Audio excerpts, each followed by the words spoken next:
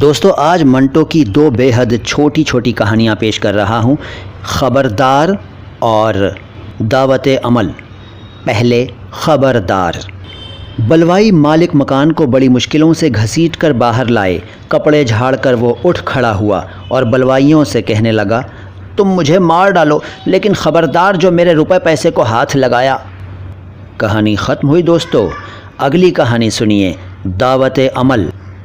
آگ لگی تو سارا محلہ جل گیا، صرف ایک دکان بچ گئی جس کی پیشانی پر یہ بورڈ آویزاں تھا، یہاں عمارت سازی کا جملہ سامان ملتا ہے۔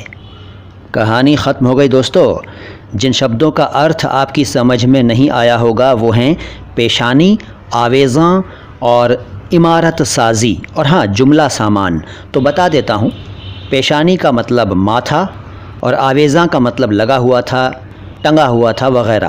عمارت سازی کا مطلب ہے عمارت بنانا، جملہ سامان سارا سامان۔ تو کہانی سمجھ میں آ گئی نا؟ منٹو کی کہانیاں ایسی ہی ہوتی ہیں، تھوڑا سا سوچنے پر مجبور کرتی ہیں۔ کوئی اور کہانی سننا چاہیں اگر منٹو کی تو کمنٹ باکس میں لکھ کر مجھے بتائیے۔ میں معین شمسی ہوں، یہ چینل ہے مائی ہندی مائی اردو۔ سلام ہندوستان۔